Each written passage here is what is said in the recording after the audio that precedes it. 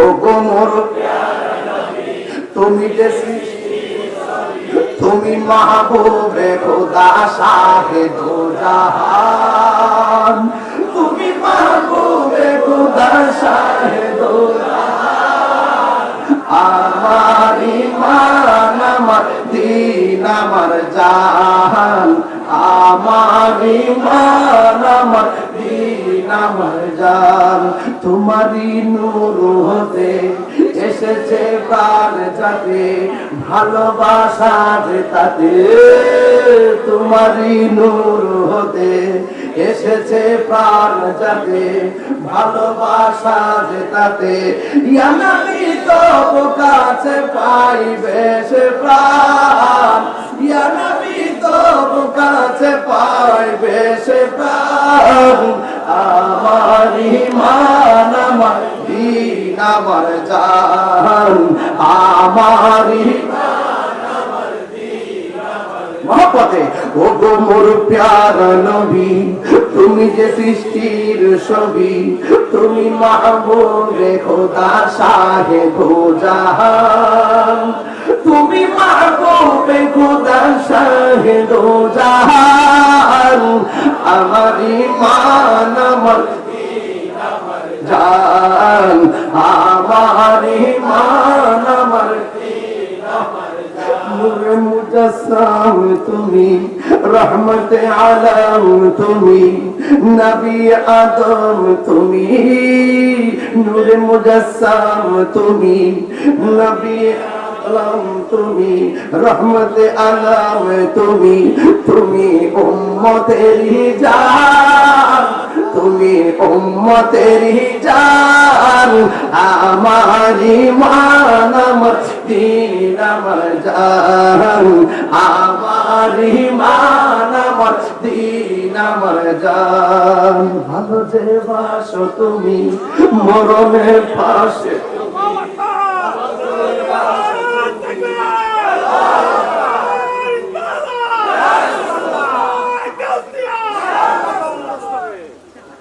ভালো যে বাসো তুমি মরণের পাশে তুমি, মরণের পাশে তুমি, কবরে আসো তুমি। তোমারই ভালোবাসা মুমিনের ঈমান, তোমারই ভালোবাসা মুমিনের ঈমান। আমার ঈমান আমার দীন আমার জান, আমার ঈমান আমার দীন আমার জান। ভালো যে বাসক্তি নবী আমরা অনেক ভালোবাসি। এখন নবী রওজা মুবারকে উম্মতি বলে কান্দে। নবী দুনিয়াতে আসার আগে বলছে উম্মতি, মা বাবার রেহেম থেকে এসো বলছে উম্মতি, পাথরের আঘাত খেয়েও বলছে উম্মতি, ইজ্জতের সময় করে উম্মতি, মেরাজে যাওয়ার সময় করে উম্মতি, দুনিয়া থেকে শরীয়তের পর্দার উপর পাওয়া বলবে উম্মতি, রওজা মুবারকে কাঁদে উম্মতি, আসলে ময়দানে উম্মতি, ময়দানের পল্লবে উম্মতি, পুলসিরাত উম্মতি উম্মতি।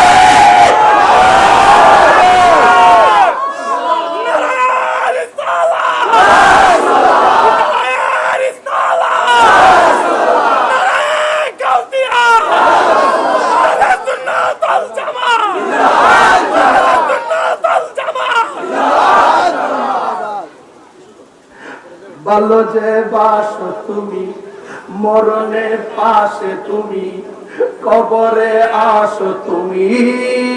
ভালো যে বাসো তুমি মরণের পাশে তুমি, কবরে আসো তুমি।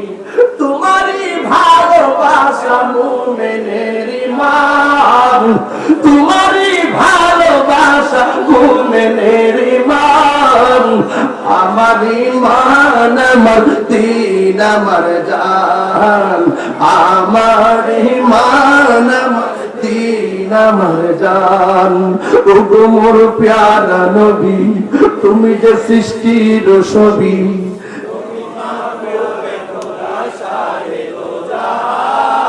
তুমি মাহবুবে খোদা শাহেদো জাহান আমার ঈমান আমার দ্বীন আমার জান আমার ঈমান আমার দ্বীন আমার জান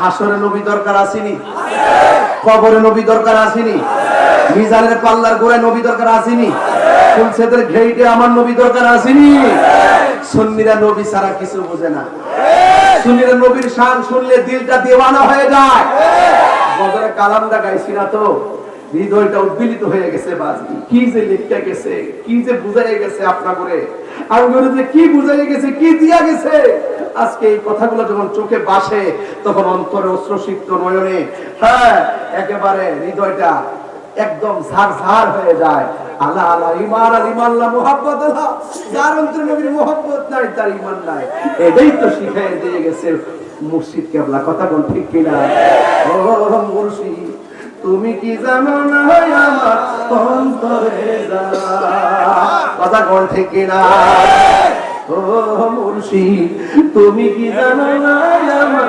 অন্তরে আমার অন্তরের ভিতরে জ্বালা আছে না নাই আরো জোরে আছে না নাই এই জন্য এই জ্বালা শান্ত হবে কখন যখন দয়ালের দিদার হবে কথা কোন ঠিক না বেটি দয়ালের দিদার মনে অশান্ত হৃদয় শান্ত হবে না ধ্যানে জ্ঞানে আমলে আউলিয়া ধ্যান করেছো জ্ঞান অর্জন হয়েছে আমল করো মুসল্লায় বসে থাকো চোখটা বন্ধ করে শেষ পর্যন্ত মুরাকাবা করো বসে আছো মুসল্লায় দিদার হয়ে যাবে মদিনাওয়ালার সাথে আপনার জন্য মদিনা অনেক দূরে হতে পারে আরে আরে এই আমাদের এই বলাজিকান্দি থেকে মদিনা অনেক দূরে হতে পারে ভাই কিন্তু মদিনাওয়ালার জন্য বলাজিকান্দি দূরে না রাসূল বলেন একবার আল্লাহ পাক রব্বুল আলামিন যাওয়া সংকুচিত করে দিয়েছেন ছোট করে দিয়েছেন এই পৃথিবীর পূর্ব পশ্চিম আল্লাহ পাক আমার কাছে এমন ছোট করে দিয়েছেন আমি হাতের তালুর মধ্যে সব দেখতে পারি সুবহানাল্লাহ এই নবীর সাথে কি কার কোনো তুলনা আছে আমার মুর্শিদ নীল আমার মনে কারিয়া কে মনে করে নীল মন কে মনে করে নীল মন প্রেমে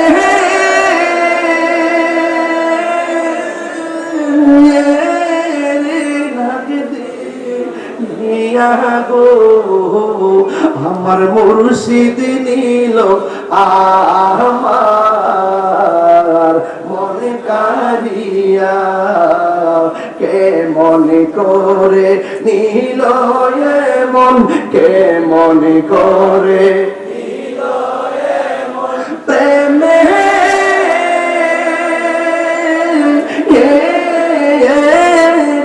ডাকি দিয়ে আমার মনজুর নীল আমার মন কারিয়া মুর্শিদ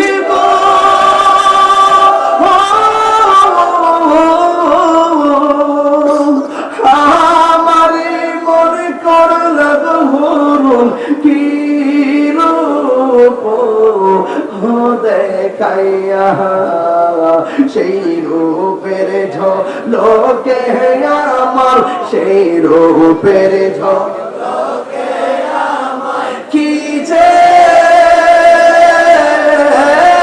গেল হইয়া গো আমার মনজুর নীল আমার মনে কারি দুটো হাতে সোজা করে কোন না আমার মনজুর নীল আমার মনে কারিয়া মুর্শিদ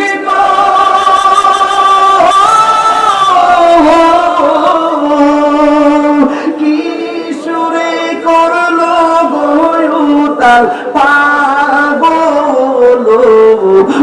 বানাইয়া সেই রূপের ঝলকে আমার সেই রূপের ঝলকে আমার কি যে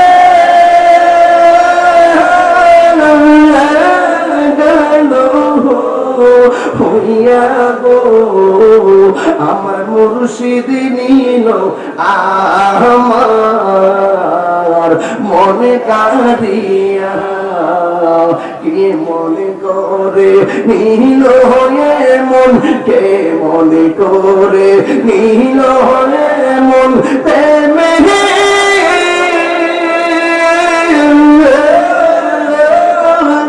ডাক দিয়ে আমার মঞ্জুর নিল আমার মনে কারিয়া আমার মুর্শিদ দিল আমার মনে কারিয়া। আমার ভাইরা, আপনারা আসল জায়গায় আসছেন, যেখানে আসলে শান গাইয়ের হৃদয়টা মদিনার প্রেমে উত্তাল হয়ে যায়। আর হবে না কেন? সেই মনোমাঝিত জান্নাতুল বাকিতে আছে। জোরে বল ঠিক না বেঠি? এই জন্য সেখান থেকে রুহানি ফায়েজ আমাদের হৃদয়ে আসে না। যখনই সেই কথা মনে হয় তখনই আমাদের হৃদয় উদ্বেলিত হয়ে যায় মদিনার প্রেমে। কথা বলেন ঠিক কিনা? আল্লাহর হাবিব সাল্লাল্লাহু তাআলা আলাইহি ওয়াসাল্লাম বলেন, এই হলো ফুলসিরাত। ফুলসিরাত ডাইরেক্ট কেউ হাইটা পার হইতে পারবে না। পার হইতে গেলে 7টা গেট আছে, 7টা সুইচ গেট আছে। এই 7টা সুইচ গেটের ভিতরে 7টা প্রশ্ন করা হবে।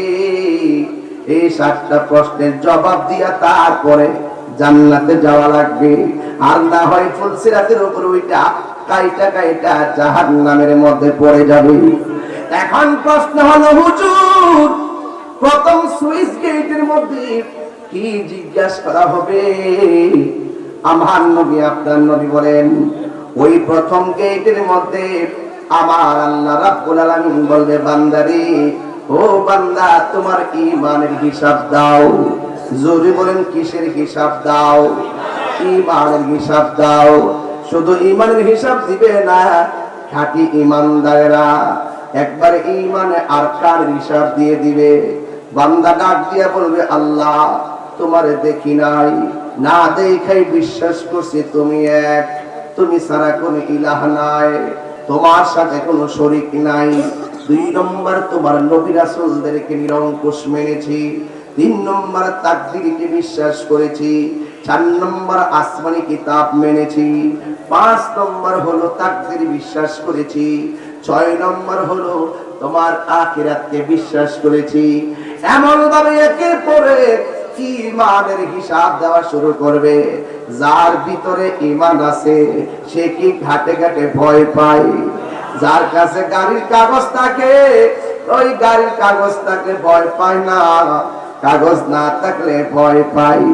যেখানে ভাগের বই সেখানে রাত হয়। এই জন্য যাদের ঈমান থাকবে সে ঠাস ঠাস করে ঈমানি আওয়াজে উত্তর দিয়া দিবে। এখন আমি ফরাজি কান্দি বলতে চাই, আমার আল্লাহকে 2 জন না 1 জন? আল্লাহর সাথে কোনো শরীক আছেনি? সেজদা পাওয়ার মালিককে। আমরা কি আল্লাহ ছাড়া কাউকে সেজদা করি? আমরা কি আল্লাহর সমকক্ষ কাউকে মনে করি? বরং আমরা ওলি আল্লাহর দরবারে যাই, ওলি আল্লাহর উসিলা কইরা আমরা আল্লাহর কাছে চাই। এতে কোনো দোষের কিছু না। আল্লাহ বলছে, ওয়াবতাগু ইলাইহিল ওয়াসিলা, তোমরা ওসিলা তালাশ করো। এই জন্য আমরা মাজারে যাই। মাজারে যাই কি করি? বাপ দাদার কিচ্ছা কই না, না বাপ দাদার কিচ্ছা কই না। সূরা ফাতিহা পড়ি। সূরা ফাতিহা পড়া কি অন্যায়? সূরা ইখলাস পড়ি, সূরা তাকাসুর পড়ি, সূরা কাফিরুন পড়ি, সূরা ফালাক পড়ি, সূরা নাস পড়ি, দুরূদ শরীফ পড়ি। সবগুলা আমার আল্লাহর কালাম দিয়ে আমরা উসিলা করি। এরপর আল্লাহর কাছে বলি, আল্লাহ তোমার কালামুল্লাহ শরীফ থেকে তেলাওয়াত করলাম, যদি ভুল বেয়াদবি হয়ে থাকে ক্ষমা করে দিয়া। তুমি যদি আমাদের দিকে না তাকাও, তোমার বন্ধু আল্লাহর ওলি, তোমার ওলিদের উসিলায় আমাদের দোয়াটা কবুল করো। আমরা তো শুধুমাত্র এইটাই বলে থাকি, অথচ 1 শ্রেণীর জাহেলে মুরাক্কাব নায়েব শয়তানের গোষ্ঠী আছে, আমাদেরকে গায়ের মধ্যে ট্যাগ দেয় আমরা নাকি মাজার পূজা করি। আর জোরে করে নাউজুবিল্লাহ। এদের থুতা আমার জুতা।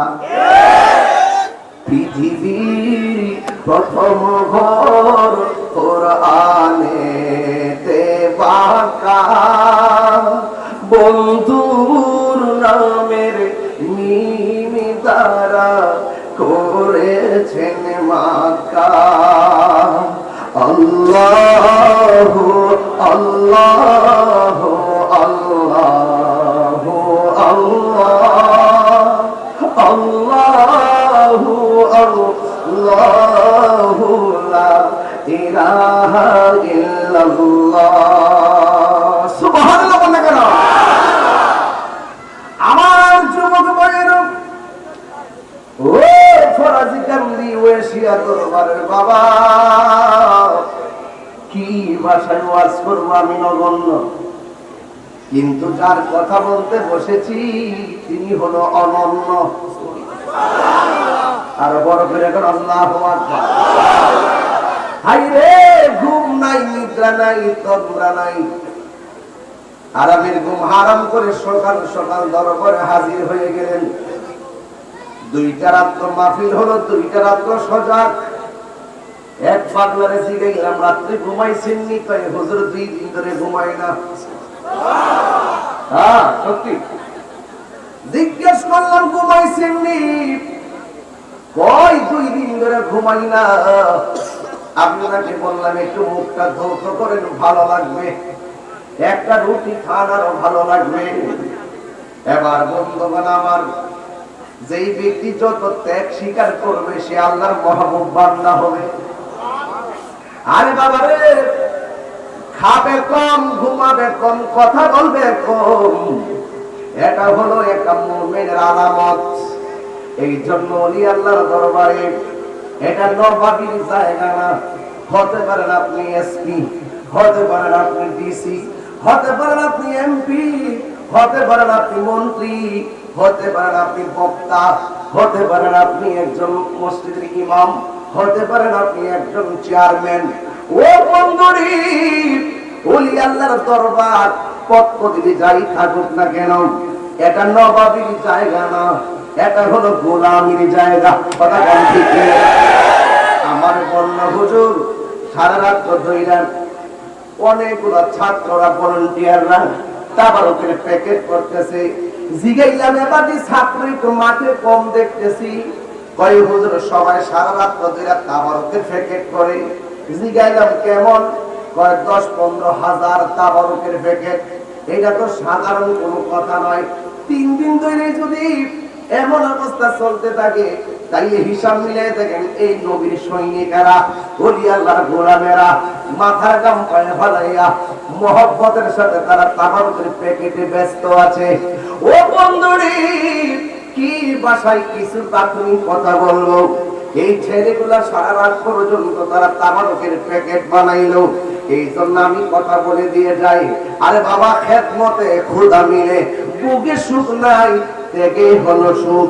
ওলি আল্লাহর দরবারে আসছেন ভালো কথা, একটা কথা মনে রাখবেন, আদবে আউলিয়া হবে, বিয়াদবে দেউলিয়া হয়ে যাবে। কথা বলেন ঠিক না? এই বাংলাদেশে আহলে সুন্নাত ওয়াল জামাত একমাত্র এই পর্যন্ত, এখনো পর্যন্ত নীতি, নৈতিকতা, আদর্শ, চরিত্র, নীতি, নৈতিকতা, আদর্শ এবং চরিত্র। ও বন্ধুরি, রাষ্ট্রতন্ত্র যত ধরনের হামলা মামলা জায়গায় সিলেক্ট করুক না কেন, এই বাংলাদেশে এখনো পর্যন্ত প্রমাণ হয়েছে এই দেশে সত্যিকার ইসলামটা ধারণ করে একমাত্র সুন্নিরা। হাতটা নিচে গেলে গা, হাতটা নিচে কি যাবে?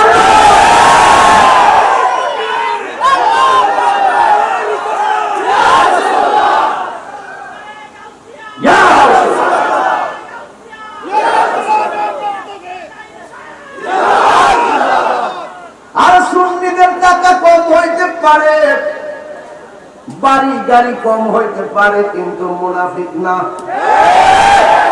জোরে বলেন কি না? হায় হায় হায় হায়। এখন বড় দেশ প্রেমিকরা গাদ্দার হয়ে গেছে। অনেক ইসলাম প্রেমিকরা বেঈমান হয়ে গেছে। আর আমরা সুন্নিরা যেমন ছিলাম তেমন আছি, তেমন থাকবো। ডলারের কাছে ঈমান বিক্রি করি না। শুকরের গোশত আমদানি করে মহাজন ইনুসাদ, এখন কোন মৌলবী কথা কয় না। কথা কম ঠিক না বেশি? মুখে তালা মারছে, কারণ সিয়ার পয়সা তো অনেক বাড়া। মামুর বাড়ি গল্প চলে সংসদে। এই মৌলবীরা এতদিন পর্যন্ত খেলাফত চলছে, এতদিন পর্যন্ত ইসলাম কইছে। 2 মাস 13 দিন হয়ে গেছে, একটা ইসলামের কথা সংসদে শুনলাম না।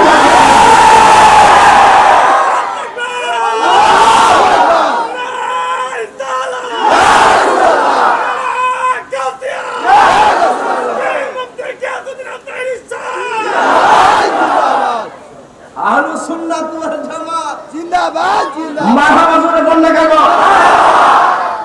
আরে বাবা, সে যে অঙ্গনের হোক, কেউ যদি নবীর পক্ষে কথা বলে আমরা তাকে সমর্থন করি।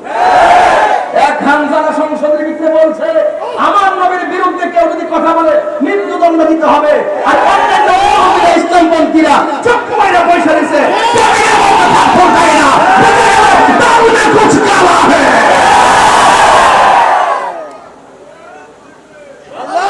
আমার ভাইরা, আমি কাউকে আঘাত করে কথা বলছি না, আমি যা বাস্তব তাই বলছি। আগে যেমন ছিলাম এখনো তেমনই আছি। কোন ব্যক্তির লাল চক্ষুকে ভয় পেয়ে তাহিনী কখনো সত্যকে গোপন করে না। আপনারা কি মনে করেন ফেল করছিলাম?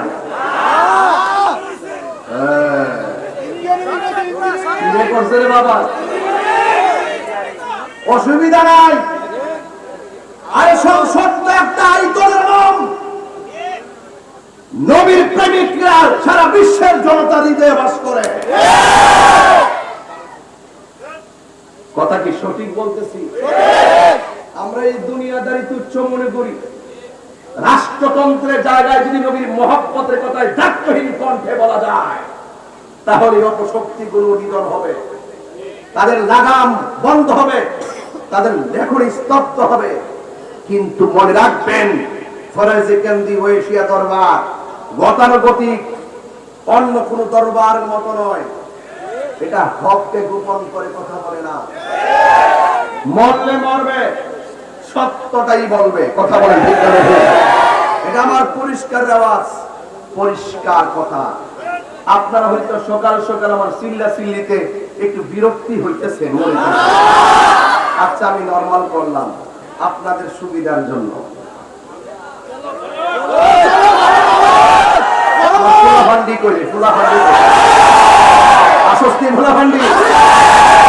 মাঠে পাওয়া যাবনি। হত্যাকারীদের শাস্তির দাবিতে যখন প্রেস ক্লাবে গেছিলাম, ব্যারিকেড দিয়ে কি আমরা আটকায় রাখতে পারছি? অস্ত্র জমা দিছি, ট্রেনিং জমা দিছি না। আমরা বাবা শাহজালালের চেতনায় কথা বলে দর্শকের পক্ষে যখন কোন অ্যাডভোকেট ফাইল করে, আমি তাকে আইনজীবী মনে করি না। হত্যাকারীর পক্ষে যখন কোন আইনজীবী ফাইল ধরে থাকে, আমি আইনজীবী মনে করি না। এই জন্য পুলিশ প্রশাসনকে বলছি, হত্যাকারী শাস্তির দাবিতে মাঠে নেমেছি। আপনাদের দায়িত্ব আমাদের সাথে আসা, ব্যারিকেড দেওয়া চলবে না। আজকে অনেকগুলো পুলিশ প্রশাসন আমাদেরকে প্রোটেক্টিং স্টেজে এনেছে, এখনো পর্যন্ত আছে কিনা বলে? আমি বলছিলাম ওই কথাটাই, বাঁচতে বাঁচার মতো বাঁচো। ঘাট বহুত বাকি রয়ে গেছে। সান্দু কি মজার আলাপ। সংসদের 1 মিনিট লক্ষ লক্ষ টাকা নষ্ট হইতেছে। খাজুরি আলাপ শুরু করছে, যার যার স্বার্থের আলাপ। তখন আর আমেরিকার চুক্তির ব্যাপারে কিছু কয় না। ডক্টর মহাজন যে দেশটার বরাক বাস ঢুকাই দিছে, এই ব্যাপারে কি আওয়াজ করে না? কথা কোন ঠিক না? এতদিন স্লোগান মারছে দিল্লি না ঢাকা।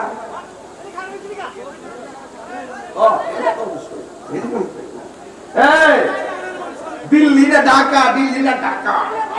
অহন কইতাম না দিল্লি ঢাকা না ওয়াশিংটন, অহন কইতাম না। বুঝতে হবে दाल में कुछ काला है ওই সাম্রাজ্যবাদীর কাছে সিগনেচার দিয়েই ওই আমরা দেশের মৌলবীরা বসার সুযোগ লইছে কথা কোন ঠিক না বেটি এখন এই জন্য আমি প্রধানমন্ত্রী তারেক রহমান সাহেবকে বলছিলাম সবার আশীর্বাদ নিয়েন না আপনার পাশে বসে মাথায় যে হাত দিয়া কইছে বেঁচে থাকো বাবা বেঁচে থাকো এই লোকটা কিন্তু কয়েকদিন আগেও বলছে নবীর আব্বা আম্মা জাহান্নামী এই নাউজুবিল্লাহ কি 5 দিন পরে কইবে আমি ছিলেন না বক্তা আমরা তো আমার আগে থেকেই চিনেন আমি ডাইরেক্ট বরাক বাস বুঝি বাজান কথা কোন ঠিক নিও এই লোকটা কোন নবীর আব্বা আম্মা জাহান্নামী আর ওই লোকটার আপনি হুজুর মনে করে ভাষে বসায়া মাথার মধ্যে দোয়া নিতেছেন আর উনিও মাথা হাত দিয়ে বেঁচে থাকো বাবা বেঁচে থাকো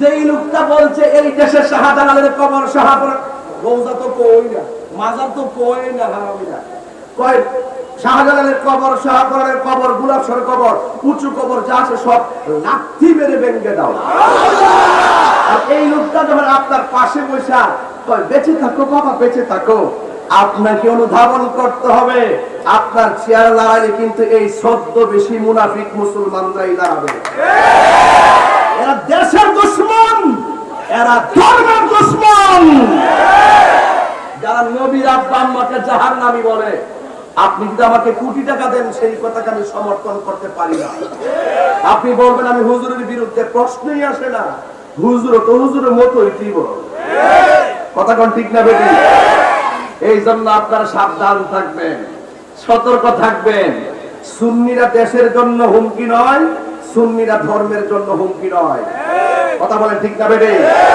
এই দেশে একমাত্র শান্তিপ্রিয় দল হলো সুন্নাত ওয়াল জামাত কথা বলেন ঠিক না বেটি আমার ভাইয়েরা অনুরোধ করে বলবো পায়ে হাত রেখে বলবো ঈমান পরীক্ষা চলতেছে ঘাট কিন্তু একটা আছে এটা কবর রাসূল বলছেন আখিরাতের প্রথম মঞ্জিল হলো কবর এই কবর যার ভালো হবে হাসর তার ভালো হবে মিজান তার ভালো হবে পুলসিরাত তার ভালো হবে এই কবরে যে ধরা খেয়ে যাবে মনে করেন হাসরের মাঠে ধরা খেয়ে যাবে এই মৌলবীরা দুনিয়াতে ধরা খেয়ে গেছে